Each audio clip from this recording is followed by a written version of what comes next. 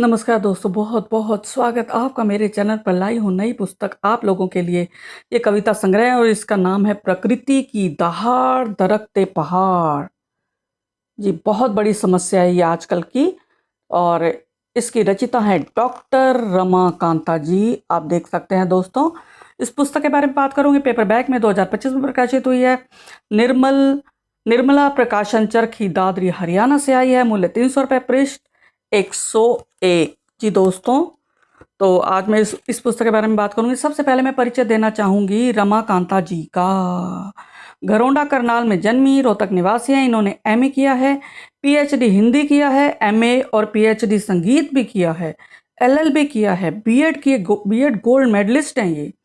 और इसके अलावा संगीत प्रभाकर, सितार, तबला, कथक नृत्य, ये है इनकी शिक्षा। और ये खंड शिक्षा अधिकारी सेवानिवृत्त हैं।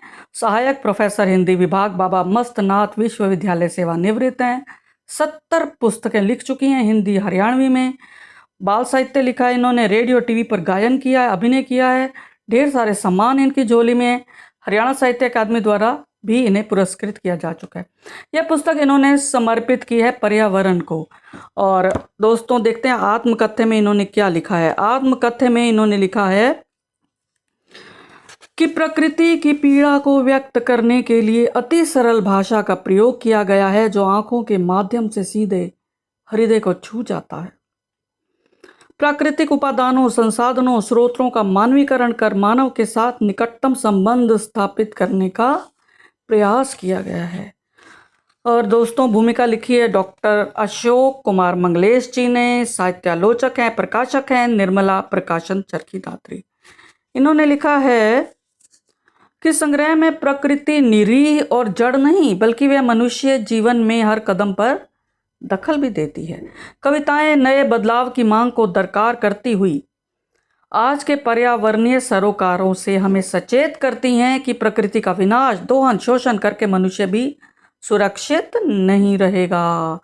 तो दोस्तों अब मैं बात करती हूँ समीक्षा की। तो इसमें 83 कविताएं हैं, प्रकृति एवं पर्यावरण केंद्रित हैं, मुक्त छंद हैं। इनमें रौद्र रस है, भयानक रस है, करुण रस का बाहुल्य है। अभिधा, लक्षणा, व्यंजना, शब्द शक्ति का प्रयोग किया इन्होंने। तत्सम तद्भव शब्द हैं, अलंकार युक्त भाषा है। प्रकृति का मानवीकरण किया है इन्होंने। अनुप्रास, श्लेष अलंकारों का भी प्रयोग किया है। प्रकृति की पीड़ा है, रुदन है, क्रंदन है, गुहार है, पुकार है। मानव को सुननी होगी पर्यावरण की दर्द भरी पुकार और करनी होगी प्रकृति की परवाह। इनकी कविताएं अंधेरे से उजाले की ओर भी ले जाती हैं, निराशा से आशा की ओर ले जाती हैं, कोलाहल से मौन की ओर पहुंचाती हैं। तो प्रकृति का दुख हमें सुनना होगा और दूर भी करना होगा। तो दोस्तों ये थी समीक्षा। और अब मैं चुनिंदा कविताएं आप लोगों के लिए लाई हूं, तो सुनिएगा। प्रथम, नैसर्गिक सौंदर्य। पर्वतों की गोद में हरितिमा की चादर ओढ़ धरा, स्वच्छ स्वस्थ पवित्र बनाती वातावरण। शहरों की चीपों से कोसों दूर, संतों की, महात्माओं की साधना के लिए, आत्म मंथन के लिए उत्कृष्ट स्थान, जहाँ पैर रखते ही हो जाता साधना में लीन, जहाँ सांसारिक झंझटों का निषेध है प्रवेश। पवित्र वातावरण भर देता है दिव्य ऊर्जा और उमंग, स्वयं से साक्षात्कार कराती प्राकृतिक सुषमा, अद्भुत सुंदर चित्र की भांति विशाल पटल पर है, विशाल पटल पर है। एक और देखिएगा, क्रोधित पहाड़। अचानक कुछ घटा, पर्वत पर भयानक बादल फटा, पर्वत को क्रोध आया, गुर्राया, दहाड़ा, चिंगाड़ा। उसने अपनी पीड़ा बतानी चाहिए। कभी अति वर्षा से, कभी भूस्खलन से, कुछ घर गिरे, कहीं बाढ़ आई, जान माल की हानि हुई। मानव फिर भी समझ नहीं पाया मेरी व्यथा, नहीं अनुभव कर सका मेरा दर्द, पीड़ा, घुटन। अत्याचार बढ़ते गए मेरे पर्वतों पर, मैं क्या करता।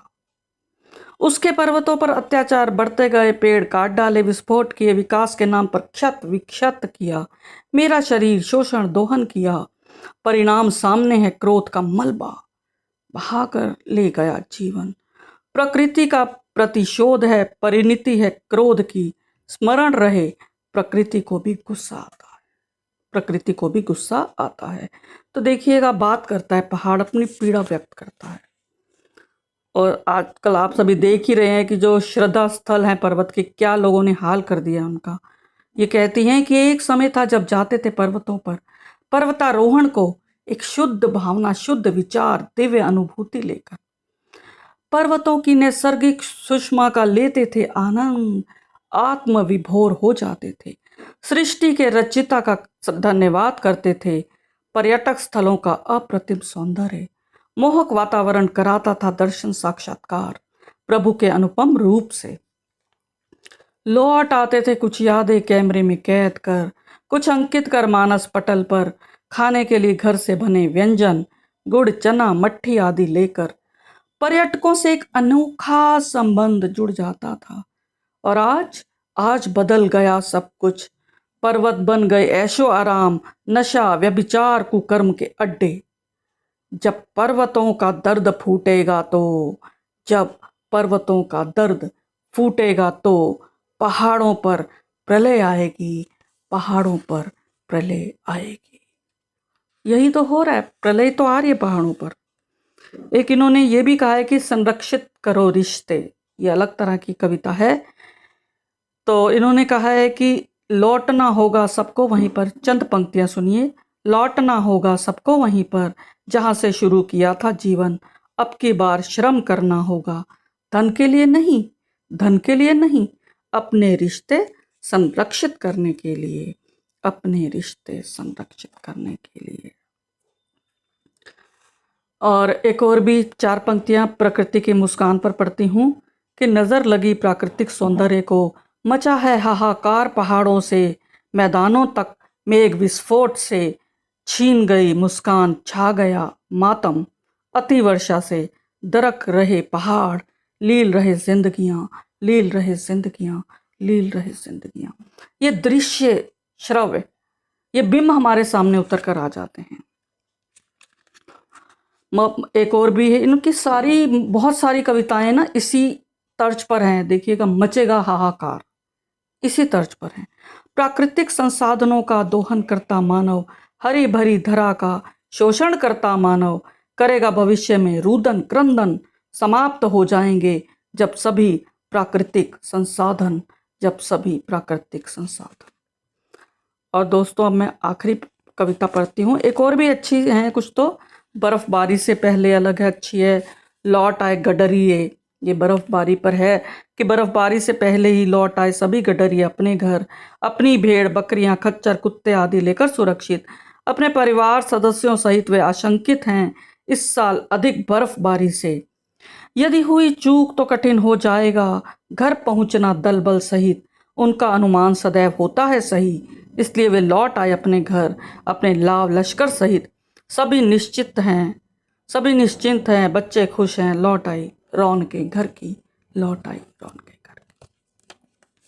और आखिरी है ये सकारात्मक, देखिएगा, जीवन हुआ खुशहाल कि कोहरे की सफेद चादर में लिपटी धरा लग रही उदास, छाई है अजीब सी खामोशी चहुं दिशाओं में, और छोर धरा का अदृश्य है, और छोर धरा का अदृश्य है कि अनुमान लगाना कठिन है धरा गगन का, लगता है दूर तक समुद्र ठाठे मार रहा। अचानक चलने लगी तेज हवाएं, ले गई उड़ाकर सफेद चादर कोहरे की, प्रकाशमान हुई धरा, सूर्य की किरणें पहुंचने लगी धरा तक, सूर्य की किरणें पहुंचने लगी धरा तक, छट गया कोहरा, छट गया कोहरा, जीवन हुआ खुशहाल, जीवन हुआ खुशहाल, जीवन हुआ खुशहाल। तो दोस्तों, कैसी लगी आपको समीक्षा, कमेंट ज़रूर कीजिएगा। चैनल को सब्सक्राइब नहीं किया तुरंत करें, बेल आइकन दबाएं, वीडियो को शेयर करना और लाइक करना ना भूलें। फिर मिलेंगे अगली कड़ी के साथ, तब तक मुझे आज्ञा दें। धन्यवाद।